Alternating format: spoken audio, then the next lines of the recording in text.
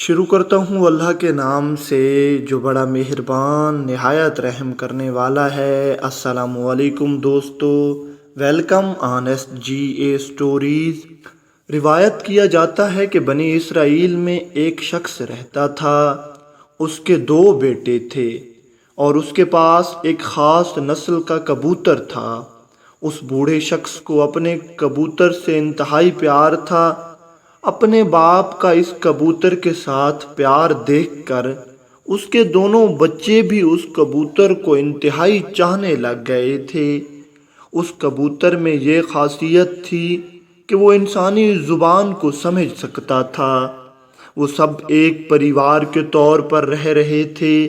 وہ کبوتر بھی ان سے اتنا مانوس تھا کہ اگر ان میں سے کسی ایک کو تکلیف ہوتی تو وہ بہت پریشان ہو جاتا اور اداس بیٹھا رہتا تھا۔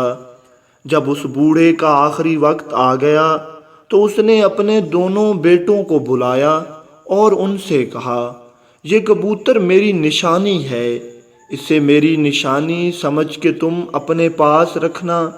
میں نے زندگی میں کبھی اس کے سامنے کوئی غلط کام نہیں کیا ہے، کوئی برائی کا فعل سر انجام نہیں دیا ہے۔ اگر تم میں سے کوئی اس کے سامنے کسی قسم کا برا کام انجام دے گا تو وہ ساری زندگی پھر پچھتائے گا۔ اس وقت ان دونوں بھائیوں کے ذہن میں برائی کا نام و نشان بھی نہیں تھا اور ان دونوں نے اپنے باپ کی آخری نشانی سمجھ کے کبوتر کو رکھ لیا۔ جب بوڑھا شخص مرا تو کئی دن تک ان کے گھر میں سوگ چلتا رہا۔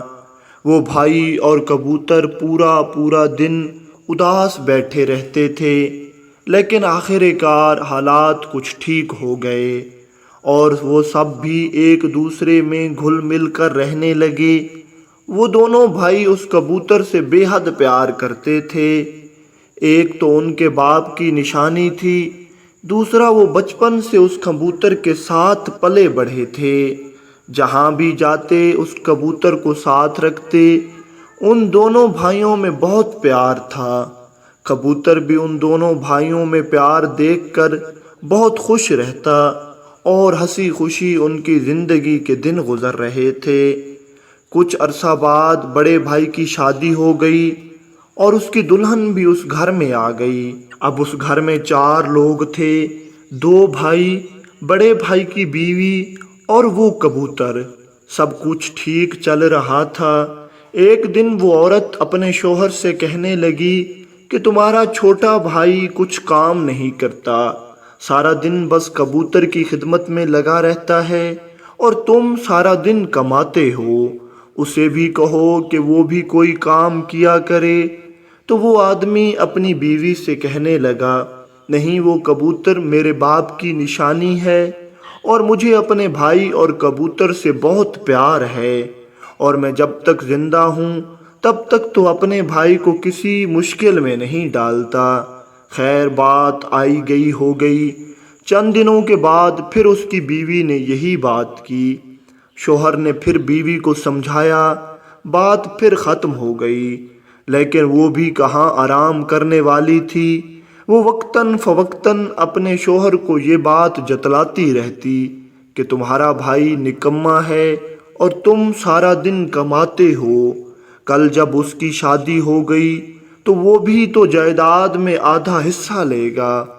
بیوی کی باتیں سنتے سنتے اب وہ بھی دل میں خیال کرنے لگ گیا تھا کہ میری بیوی کہتی تو سچ ہے، میرا بھائی کوئی کام نہیں کرتا اور جب کل اس کی شادی ہوگی تو یہ بھی آدھی جائیداد تو لے گا۔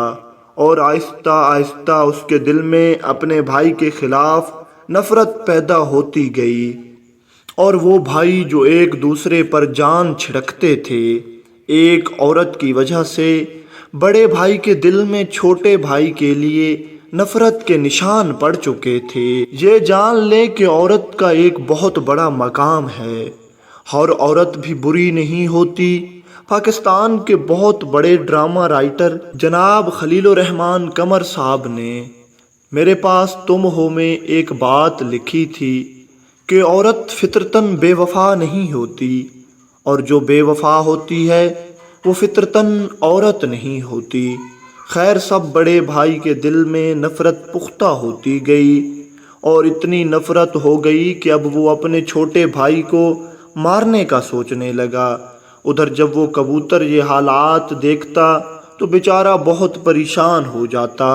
اگرچہ بڑے بھائی کو چھوٹے بھائی سے نفرت ہو گئی تھی، لیکن وہ کبوتر کو اسی شدت سے چاہتا تھا جیسے پہلے چاہتا تھا، اور اسے اپنے باپ کی وہ نصیحت بھی یاد تھی کہ اس کے سامنے کبھی کوئی غلط کام مت کرنا ورنہ ساری زندگی پچھتاؤ گے۔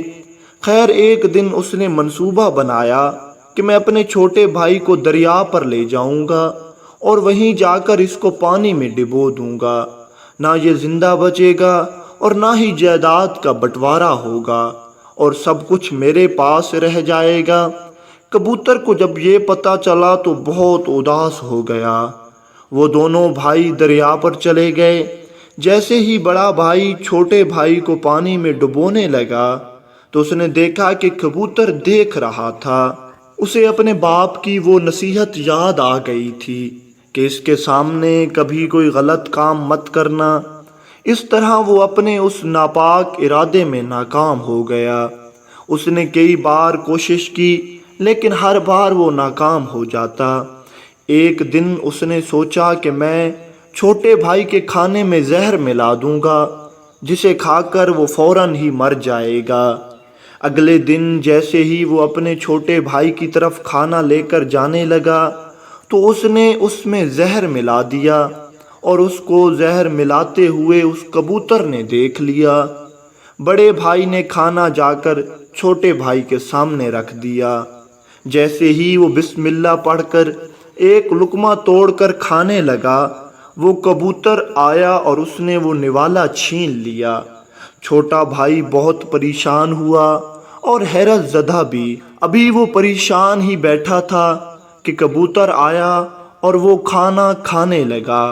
ابھی تھوڑی دیر ہی گزری تھی کہ کبوتر پر زہر نے اثر دکھایا اور وہ کبوتر پھڑپھڑانے لگا۔ کبوتر کی یہ حالت دیکھ کر وہ دونوں بھائی بہت پریشان ہو گئے، کیونکہ وہ اپنے کبوتر سے یکساں طور پر پیار کرتے تھے۔ وہ دونوں بھائی بھاگ کر کبوتر کی طرف بڑھنے لگے، لیکن اس سے پہلے کہ وہ کبوتر کا کچھ کر پاتے، کبوتر نے تڑپ تڑپ کر اپنی جان دے دی۔ اس جان سے عزیز کبوتر کو اپنے سامنے مرتا دیکھ کر بڑے بھائی کو صدمہ لگا، اور اس نے چھوٹے بھائی کے سامنے ہاتھ جوڑ لیے اور ساری بات اپنے چھوٹے بھائی کو بتا دی اور اس سے معافی مانگنے لگا۔ چھوٹے بھائی کو ایک تو کبوتر کے مرنے کا دکھ تھا، دوسرا اس نے جب اتنی بڑی حقیقت سنی تو اس کے تو ہوش اڑ گئے تھے، لیکن وہ ایک شریف اور نیک انسان تھا۔ اس نے اپنے آپ کو سنبھالا اور اپنے بھائی کو معاف کر دیا۔ جب اس عورت نے دیکھا کہ اتنی بڑی غلطی کے باوجود چھوٹے بھائی نے اپنے بھائی کو معاف کر دیا ہے تو اس کے دل میں بھی شعور بیدار ہوا اور وہ بھی اس سے معافی مانگنے لگی۔